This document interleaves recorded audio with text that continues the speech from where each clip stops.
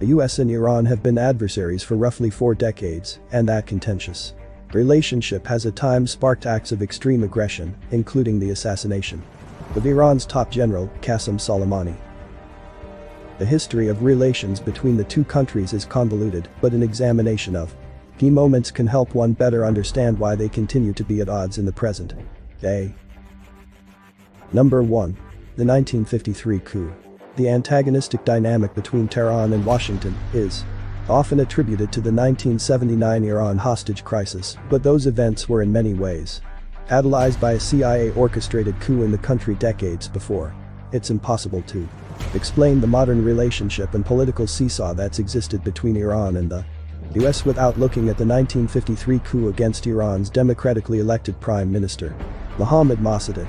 For many Iranians, this was America's original sin against their country. For the first time now, the CIA has released documents that show its role in the 1953 coup. That is the coup that toppled Iran's democratically elected Prime Minister, Mohammad Mossadegh. Mossadegh introduced a number of reforms and was popular domestically, but his nationalization of the country's oil industry in 1951 was a step too far for the British, which had controlled Iran's oil for years via the Anglo-Iranian Oil Company, which is today known as British Petroleum or BP. It wasn't long before the UK enlisted the US government in a plot to overthrow Mossadegh, which ultimately resulted in the coup that ousted him in 1953. The US orchestrated coup placed a pro-American monarch, Shah Mohammad Reza Pahlavi, in charge of the Middle Eastern country. Number 2. The 1979 Islamic Revolution and hostage crisis at the US Embassy. In 1979, millions of Iranians rose up against the Shah, who was widely viewed as corrupt, dictatorial, and illegitimate. In what is known as the 1979 Islamic Revolution, the Shah was deposed. Ayatollah Ruhollah Khomeini, who had been living in exile after leading protests against the Shah's rule years earlier, returned to Iran in February 1979 to great fanfare and would go on to declare Iran an Islamic Republic after his backers overwhelmed another faction in street fighting. This effectively meant Iran had transitioned from a pro-Western puppet monarchical state to an anti-Western theocracy. Amid all of this revolutionary fervor, Iranian students in November 1979 stormed and occupied the US Embassy in Tehran, taking over 60 hostages for 444 days in what's known as the Iran hostage crisis. 66 American hostages were initially taken, but some were released for various reasons over time, and the number of hostages went down to 52 by July 1980. The students were angered, in part, that then-President Jimmy Carter had allowed the Shah to come to the US for cancer treatment. A secret US mission to rescue the hostages went awry when 2 helicopters collided, but the crisis was also a symbolic rebuke of the US government's longtime influence in Iran's internal affairs. The hostages were released on January 21, 1981, the same day as Ronald Reagan's inauguration. The hostage crisis has been widely attributed as a leading reason why Carter did not win a second term. It's also why the US and Iran cut diplomatic ties in 1980. The storming of the US Embassy compound in Baghdad on December 31 sparked fears of a similar kind of crisis, and Number 3. The Iran-Iraq War, 1983 Beirut bombing, and Iran Air Flight 655. Though the US would launch a war in 2003 to depose Saddam Hussein, it backed the Iraqi dictator in his war against Iran from 1980 to 1988.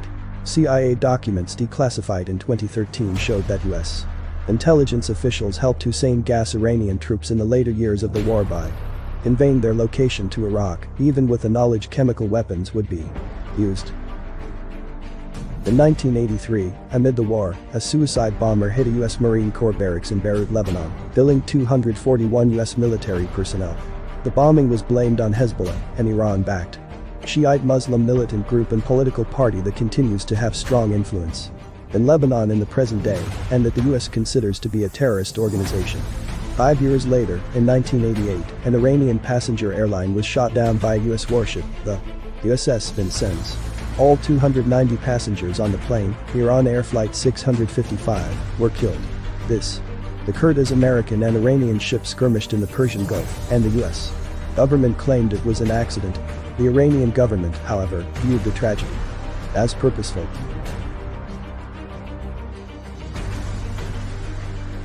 Number 4.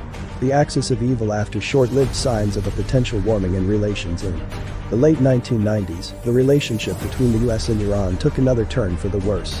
When then-President George W. Bush in his 2002 State of the Union address deemed the Middle Eastern country part of an axis of evil with Iraq and North Korea. At the time, Bush said, "States like these and their terrorist allies constitute an axis of evil, arming to threaten the peace of the world. By seeking weapons of mass destruction, these regimes pose a grave and growing danger. They could provide these arms to terrorists, giving them the means to match their hatred. They could attack our allies or attempt to blackmail the United States. In any of these cases, the price of indifference would be catastrophic." Number 5. The Iran nuclear deal and the Trump era. The Obama administration took a drastically different approach to relations with Iran, embracing diplomacy.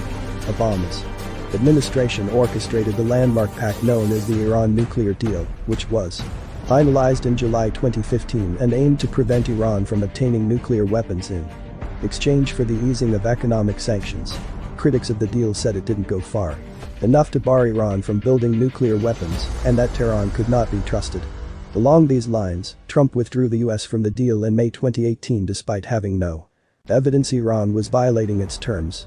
This move put Washington at odds with key allies, and the tense US-Iran relationship took a turn for the relationship between Iran and the US has deteriorated rapidly since Trump withdrew from the 2015 nuclear deal and reached a boiling point this past summer as mounting US sanctions battered the Iranian economy, and the region was rocked by a series of events in the Persian Gulf involving attacks on oil tankers and oil fields. In late December, a rocket attack killed a US contractor and injured 4 US service members at a base in Kirkuk, which is in the northeastern part of Iraq.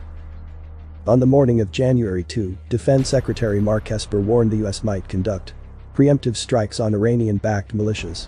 Esper said, "If we get word of attacks, we will take preemptive action as well to protect American forces, protect American lives."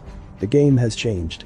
Hours later, the Pentagon confirmed that the US military, acting on the orders of the president, killed top Iranian General Qasem Soleimani. The US military has taken decisive defensive action to protect US personnel abroad by killing Qasem Soleimani, the head of the Iranian Revolutionary Guard Corps Quds Force, the Pentagon said in a statement. "We take comfort in knowing that his reign of terror is over," Trump said of Soleimani, adding, "We took action last night to stop a war. We did not take action to start a war." If you like this video, don't forget to subscribe to our channel and give the video a thumbs up so that we create more contents like this for you.